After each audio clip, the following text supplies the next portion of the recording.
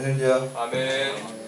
무한자이신 하나님께서 이제 유한자인 인간에게 감추어진 그 비밀을, 진리의 비밀을 알려주신 것을 우리가 이제 계시라고 합니다. 그래서 계시의 방법이 이제 두 가지가 있죠.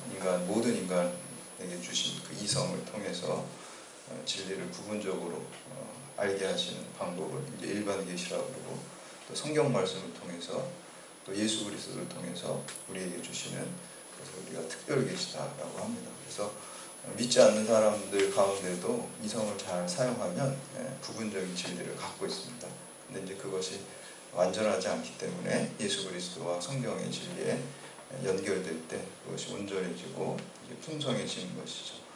그런 의미에서 이제 그 맹자라는 사람이 말한 그 성선설과 또 이제 순자라는 사람이 말하는 성악설은 부분적인 진리를 다 갖고 있어요. 그래서 하나님께서 원래 인간을 창조하실 때 선하게 만드셨잖아요. 하나님의 형상대로 이마고 데이라고 하는데 성선설로 이렇게 원래 만드셨죠. 근데 이제 지금 우리를 보면은 그 모습이 그대로 있지 않죠. 죄로 말미암아 그게 깨어져서 온전하지 않고 악이 들어오게 된 거죠. 그래서 현재 인간 가운데는 성선의 모습도 있고 또 성악의 모습도 다 공존하고 있는 것입니다. 왜냐하면 여러분도 이렇게 유리컵을 이렇게 깨뜨리면은 유리컵이 깨진 잔해가 있잖아요. 그게 이제 우리한테는 인간의 본성에 있어서는 성선이겠죠. 그렇지만 이제 깨어졌기 때문에 온전하지 않기 때문에 또 악이 있습니다. 그래서 이러한 그 원래의 선을 온전하게 회복하기 위해서 예수 그리스도가 이 땅에 오셨고, 예수 그리스도로 말미암아 우리가 온전한 선을, 원래 원형이죠. 원래 우리는 하나님의 형상대로 선하게 만들어졌기 때문에 그 원형을 회복하고 장차 종말에 그게 이제 완전해지게 될 줄을 믿고 또 그것을 향해서 우리가 나아가는 것이 우리가 신앙생활 하는 것입니다.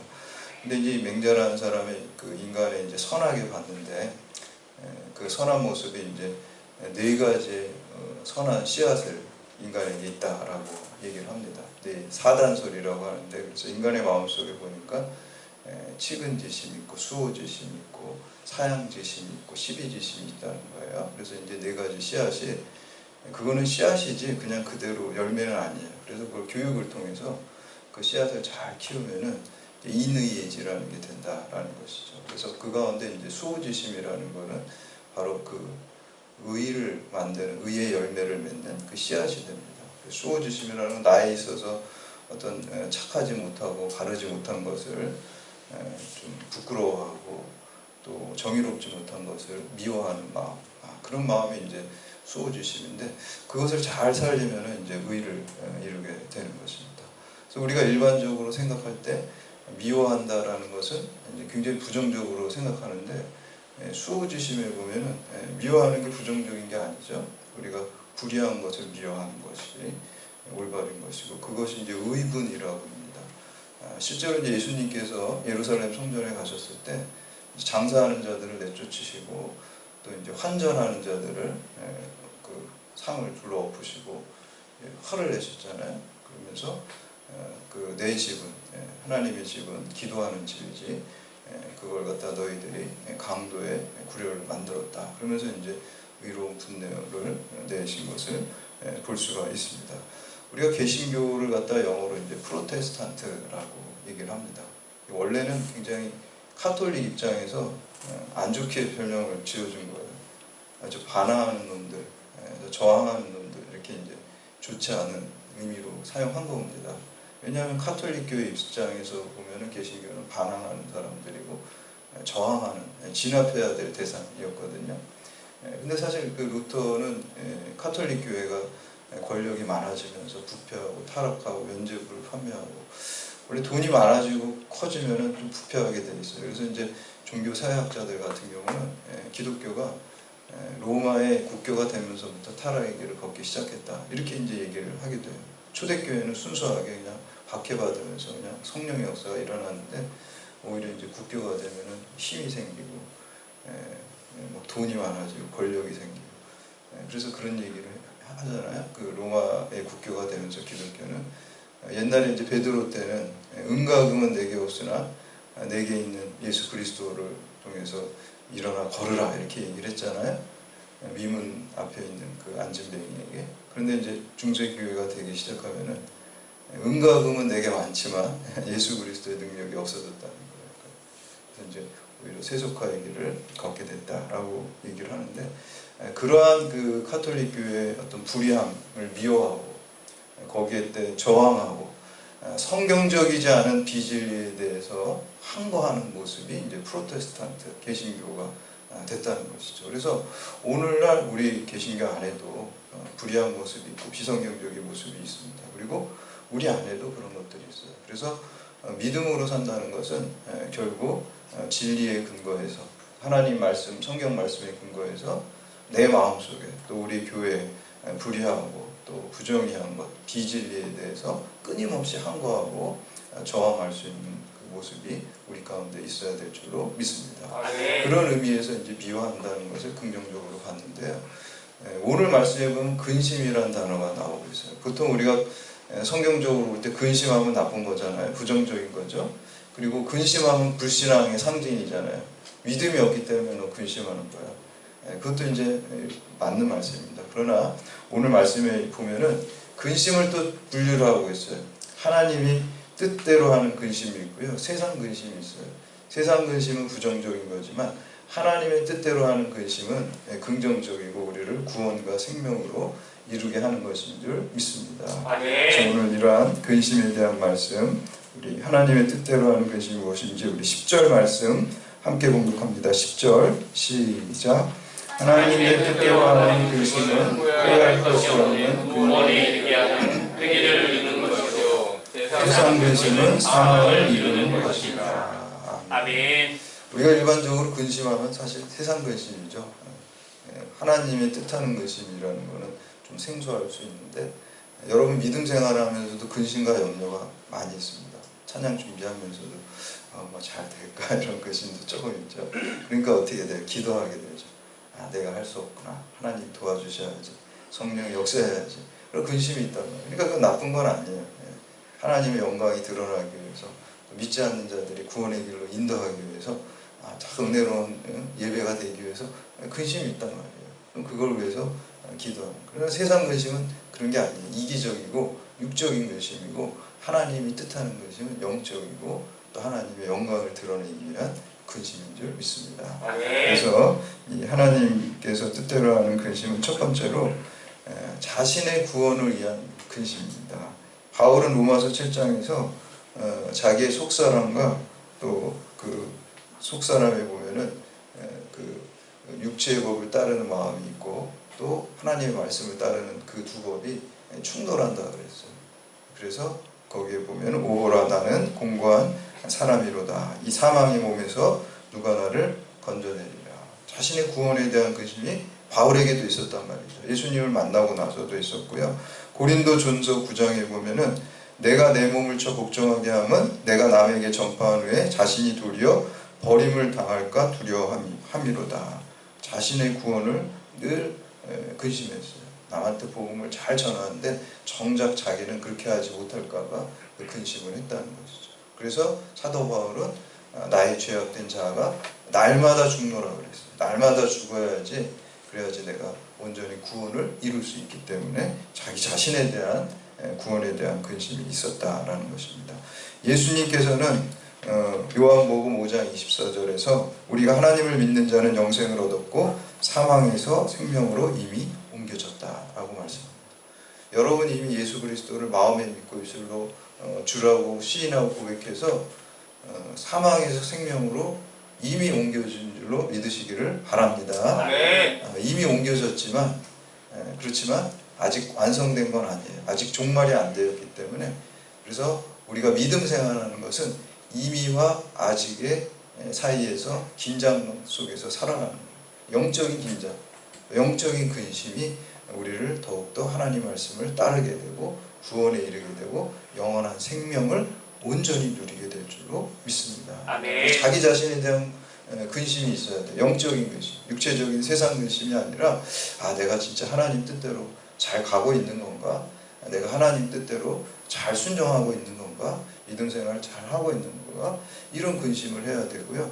또 내 말과 행동에 대해서 내가 하나님 뜻대로 말 한마디 또 행동 하나 하는 것들, 또 어리석은 적이 많이 있잖아요. 후회될 때가 많이 있잖아요. 그래서 늘 하나님 의지하면서 기도하면서 우리가 내가 하나님 뜻대로 말하고 행동하게 해달라고, 또 유혹으로부터 이길 수 있게 해달라고, 내 구원에 대한 근심, 또 성화의 삶을, 예수님을 닮아가는 삶에 대한 근심을 하면서 우리가 기도하면서 매진해야 될 줄로 믿습니다. 1절 말씀 함께 공독합니다. 1절 시작. 그런즉 사랑하는 자들아, 이 약속을 가진 우리는 하나님을 두려워하는 가운데서 거룩함을 온전히 이루어 육과 영의 온갖 더러운 것에서 자신을 깨끗하게 하자. 아멘. 하나님께서 약속하신 구원을 온전히 이루기 위해서, 이미 구원을 우리가 생명으로 옮겨줬다고 그랬잖아요. 그게 칭의잖아요. 근데 여기서 끝나는 것이 아니라 종말 때까지 예수님 닮아가는 삶을, 순종하는 삶을, 하나님 말씀을 쫓아가는 삶을, 성화의 삶이 거기에 뒤따라야 될 줄로 믿습니다. 이게 이제 하나님 뜻대로 하는 근심이 되는 것이. 두 번째는 하나님의 뜻대로 하는 근심은 형제의 구원을 위한 근심입니다. 이제 나에 대한 근심뿐만 아니라 다른 사람들에 대한 그 구원에 대한 근심이 있어야 됩니다. 그래서 예수님의 지상 계명은 사랑 계명이고요, 지상 명령은 선교 명령입니다. 전도하고 선교하는. 근데 이 사랑과 이 선교는 두 개가 아니라 사실은 하나예요. 만약에 여러분 부모님과 여러분 자녀가 예수 안 믿는다 그러면 어떻게 될까요? 여러분 부모님 사랑하고 여러분 자녀를 사랑하는데 예수 안 믿다가 지옥 가면 어떻게 해요? 그냥 내버려 두지 않겠죠. 그냥 어떻게 해서라도 그냥 부모님 예수 믿고 천국 가게 하려고 하고, 우리 아이들도 그렇게 하겠죠. 왜 그럽니까? 사랑하니까 전도하는 거예요. 그래서 빌 하이벨스 목사님 책에 사랑하면 전도합니다, 그런 책이 있어요. 우리가 그러니까 사랑과 전도는 두 개가 아니라, 자기가 사랑하는 사람이 그냥 지옥으로 가는 걸 두고 볼 수가 없으니까 천국으로 인도하기 위해서 전도하는 것이죠. 그래서 늘 형제의 구원에 대한 근심이 우리 가운데 있어야 될 줄로 믿습니다. 사도 바울에게도 이런 게 있었어요. 고린도 교인들에 대해서 믿음 생활 잘해야 될 텐데 하는 근심과 염려를 가지고 늘 기도하고 온전히 구원과 성화를 이루도록 기도하는 마음, 그것이 있어요. 그러니까 여기서 하나님 뜻대로 하는 근심이라는 것은 나쁜 것이 아니라 기도의 동력이 되고 믿음 생활을 더 잘할 수 있는 어떤 그러한 연료가 되는 것입니다. 그래서 그 근심을 했던 것입니다. 그래서 마지막으로 세 번째, 하나님 뜻대로 하는 근심은 하나님의 영광을 위한 근심입니다. 우리 10절에서 12절까지 말씀 함께 공독합니다. 시작. 하나님의 뜻대로 하는 근심은 후회할 것이 없는 구원에 이르게 하는 회개를 이루는 것이요, 세상 근심은 사망을 이루는 것이니라. 보라, 하나님의 뜻대로 하게 된 이 근심이 너희로 얼마나 간절하게 하며 얼마나 변증하게 하며 얼마나 분하게 하며 얼마나 두렵게 하며 얼마나 사모하게 하며 얼마나 열심히 있게 하며 얼마나 벌하게 하였는가. 너희가 그 일에 대하여 일체 너희 자신의 깨끗함을 나타내었느니라. 그런즉 내가 너희에게 쓴 것은 그 불의를 행한 자를 위한 것도 아니요 그 불의를 강한 자를 위한 것도 아니요 오직 우리를 위한 너희의 간절함이 하나님 앞에서 너희에게 나타나게 하려 함이로다. 아멘. 하나님 뜻대로 하는 근심은 하나님의 영광을 위한 것입니다. 이 고린도 교회를 사도 바울이 설립했는데 여기가 이제 분열됐다는 얘기를 들었어요. 더군다나 거짓 교사들의 미혹된 몇몇 그 고린도 교인들이 사도 바울의 사도권을 의심하고, 또 사도 바울이 이익을 취하지 않았는가 그렇게 의심하기도 하고, 또 사도 바울이 전한 그 복음에 대해서 훼손하는 일들이 벌어지기 시작했어요. 그래서 사도 바울이 그 안타까움을 가지고, 야, 교회가 이렇게 분열되면 믿지 않는 사람들 볼 때 덕이 안 되고 하나님의 영광을 가리게 된다라는 그 근심이 있었던 거예요. 그래서 홀로 이 편지를, 고린도후서 편지를 그들에게 써서 디도 편에 이제 전해줘서 주게 됩니다. 그때 이제 디도를 통해서 어떤 보고를 받게 됐냐면, 이 고린도 교인들이 사도 바울이 쓴 고린도후서 편지를 기쁘게 받아들이고 또 그 말씀대로 변화가 되었고, 그리고 디도를 갖다가 환영하면서 영접했다는 거예요. 디도를 환영하면서 영접했다는 거는 그 디도를 보내 사도 바울을 환영하고 영접하고 예수 그리스도를 영접했다는 그 의미가 되거든요. 거기에 대해서 오늘 바울은 굉장히 기뻐하는 것을 볼 수가 있습니다. 그래서 사도 바울에게는 늘 하나님의 영광을 위한 근심, 하나님의 영광이 가리지 않을까 하는 근심 때문에 이 고린도 후서를 통해서 이 교회를 솔직히 미운 마음도 있었을 것 같아요. 섭섭한 마음도 있었을 것 같아요. 본인이 사도 바울이 전도해서 설립한 교회인데 거기에서 바울에 대해서 사도권을 의심하고 이익을 취하는 자가 아닌가 이렇게 이제 그런 말들을 하니까 서운함도 있었겠지만 믿음으로 그 마음을 바꿔서 하나님의 영광이 더 중요하기 때문에 그 마음을 다 버리고 그들에게 다시 사랑으로 복음을 전해서 회복시키고 다시 고린도 교회가 세워지고 하나님의 영광을 드러내는 교회로 세운 것을 볼 수가 있습니다. 그래서 우리가 일반적으로 세상 근심은 신앙과 반대되는 것이 맞습니다. 그러나 하나님의 뜻대로 하는 근심은 그것이 우리를 구원에 이르고 생명에 이르게 하는 것인 줄 믿습니다. 그럼 세상 근심은 오늘 말씀해 보니까 사망에 이른다 그랬어요. 근데 우리가 세상 근심 사실 하잖아요. 근데 그게 주가 아니라는 거예요. 세상 근심만 하는 사람들을 여기서 얘기를 하는 거예요. 세상 근심만, 여기서 잘 먹고 잘 사는 것만 걱정하는 사람은 여기서 좀 잘 살 수는 있지만 천국에 이르지 못한다는, 그래서 사망에 이른다는 표현을 한 거예요. 그래서 성경 말씀에 얘기를 하잖아요. 너희는 먼저 그의 나라와 그의 의를 구하라. 그리하면 이 모든 것을 너희에게 더하신다 그랬어요. 그러니까 우리가 이 세상에 여러 가지 먹고 사는 문제들을 하나님 아버지께서 먼저 그 나라와 의를 구할 때 하나님 자녀에게 책임져 주신다는 거예요. 공중에 나는 새를 먹이시고 들의 백합화를 입히시는 것 이상으로 우리 하나님의 자녀를 하나님께서 책임져 주시기 때문에 하나님이 뜻하는 근심만 하지 세상 근심은 주께 맡기라. 그래서 우리가 베드로 전서 5장 17절에 보면 너희 염려를 다 주께 맡기라. 이는 그가 너희를 돌보심이라 라고 얘기했습니다. 제임스 몽고메리 보이스라는 신학자가 1세기에 초대교회 문헌들을 이렇게 살펴보다가 계속해서 나오는 그 교인들 이름에다가 붙이는 단어가 있었어요. 그게 뭐냐면 티테이오스라는 말이에요. 그래서 보니까 티테이오스 존, 티테이오스 폴, 티테이오스 바나바가 있어요. 그래서 왜 이 초대교회 교인들 이름에는 티테이오스라는 그 앞에 무슨 단어를 왜 썼을까? 그래서 그 단어의 뜻을 이렇게 알아보니까 티테이오스라는 게 염려하지 않는 사람, 근심하지 않는 사람, 걱정하지 않는 사람, 그런 뜻이에요. 그리고 그 교인들 이름에다, 여러분들 우리 교인들 이름에다 다 티테오스, 서민선, 티테오스, 노송 이렇게 이름을 다 붙여준 거예요.